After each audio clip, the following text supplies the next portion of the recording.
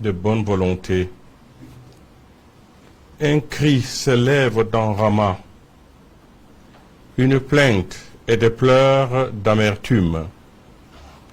C'est Rachel qui pleure ses fils. Elle refuse d'être consolée car ses fils ne sont plus. Jérémie 31, 15. L'élection présidentielle du 12 octobre 2025 s'est présentée pour nous, Camerounaises et Camerounais, comme le kairos, c'est-à-dire le moment favorable pour écrire une nouvelle page de notre histoire, le changement. Nous avons, pour une large majorité, exprimé ce désir, cette volonté, cette aspiration profonde de notre cœur et de notre âme par le choix massif du candidat, du leader que nous avons estimé capable de rassasier cette grande faim et d'étancher cette immense soif du peuple camerounais.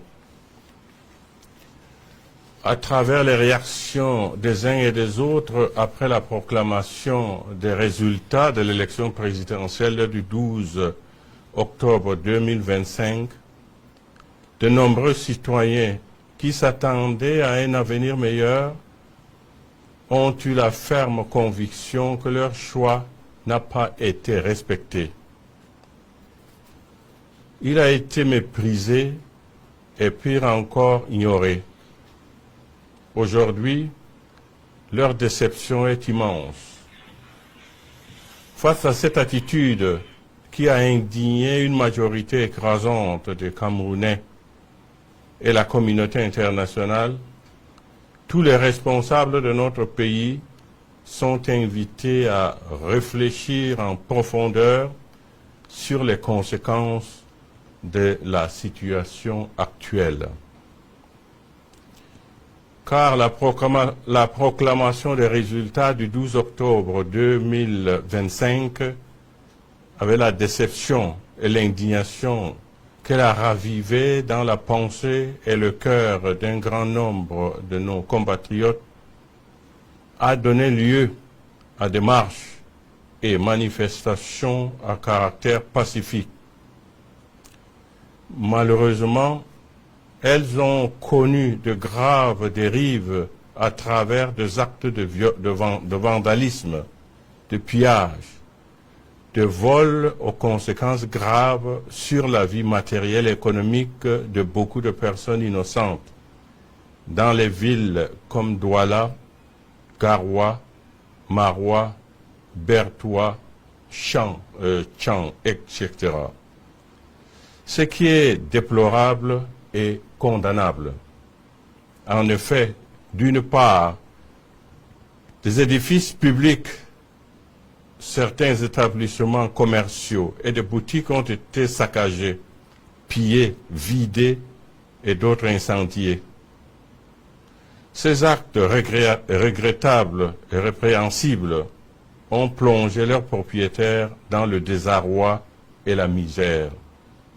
D'autre part, des violences verbales et physiques, des intimidations ont été exercées sur les populations.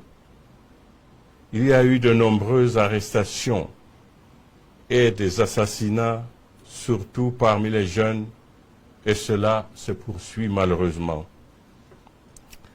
Tout en travaillant sur une autre manière de sauvegarder la sécurité des personnes et des biens, il est indispensable que ces violences, ces intimidations, ces arrestations et assassinats prennent fin.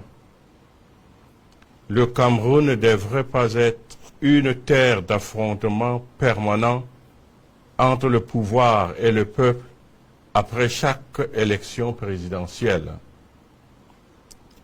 La démocratie ne s'accommode pas des coups de canon, des menaces, des arrestations arbitraires et des intimidations des citoyens qui qui ont une pensée contraire. On n'organise pas une élection pour tuer les citoyens. On ne gouverne pas un peuple avec les armes. Aucun gouvernement au monde ne peut gouverner sans peuple. Le gouvernement est au service du peuple. Et il a pour devoir de l'aimer et de répondre à ses aspirations légitimes et profondes, comme le recommande l'apôtre Pierre. Soyez les pasteurs du troupeau de Dieu qui se trouve chez vous. Veillez sur lui, non par contrainte, mais de plein gré selon Dieu, non par cupidité, mais par dévouement, non pas en commandant en maître à ceux qui vous sont confiés, mais en devenant les modèles du troupeau. Cet appel s'adresse à tout dirigeant. Il est temps que nous nous penchions sérieusement sur les origines profondes de ce malaise, de cette colère, de ce ras-le-bol qui pousse les Camerounais à avoir de tels agissements et de trouver des solutions appropriées. Nos compatriotes demandent à être écoutés, que leurs besoins et aspirations profondes soient pris en compte et considérés. Le Cameroun profond crie sa souffrance, sa misère. Les populations ont faim parce qu'elles n'ont pas de travail. Le taux de chômage général actuel est estimé à 74% et celui de pauvreté au Cameroun en 2024 est à environ 37,7%. 10,1 millions de Camerounais vivent avec moins de 1000 francs CFA par jour. Le Cameroun compte plus de 6 millions de citoyens sur les routes de l'exil ou de l'immigration clandestine, confère Centre d'études stratégiques d'Afrique. Notre pays est dépourvu d'un système économique fiable pourvoyeur d'emplois. Le déficit énergétique ou électricité ne permet pas le développement du tissu économique. Le peuple inquiet est de cette situation qui perdure, sans aucun signe d'espoir à l'horizon. Des citoyens ou de familles préfèrent s'en aller à l'étranger. Un peuple qui descend dans la rue pour crier son désespoir exprime une rupture et interpelle la conscience des dirigeants. Si des milliards de nos francs sont dépensés pour organiser les élections, on peut également en trouver pour le bien-être des populations. Nous ne saurions faire la sourde oreille, ni rester indifférents, insensibles aux signaux de détresse qu'elle nous envoie. Nous sommes parvenus au terme d'une élection présidentielle. Pouvons-nous oser espérer une amélioration réelle, significative et effective des conditions de vie des Camerounais par rapport à la situation actuelle?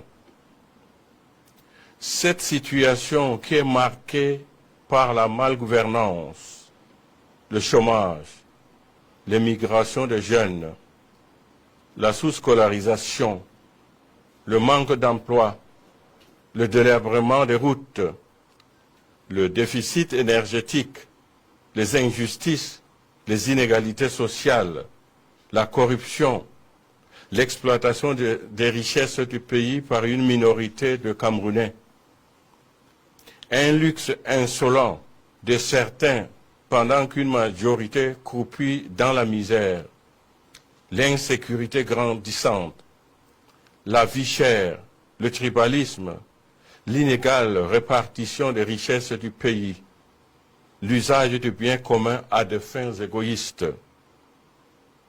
Tout cela entraîne un climat social tendu et délétère.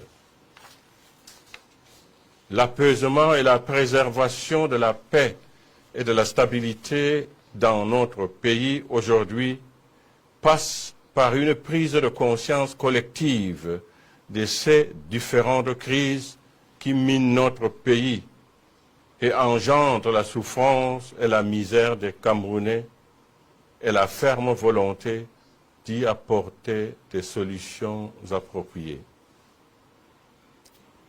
Que l'Esprit Saint éclaire nos dirigeants et le peuple camerounais, et que la Vierge Marie, patronne du Cameroun, intercède pour nous.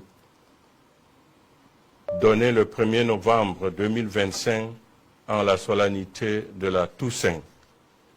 Je vous salue Marie, de grâce, le Seigneur est avec vous. Vous êtes bénie entre toutes les femmes, et Jésus, le fruit de vos entrailles, est béni. Sainte Marie, Mère de Dieu, priez pour nous pauvres pécheurs, maintenant et à l'heure de notre mort. Amen. Au nom du Père, et du Fils, et du Saint-Esprit. Amen.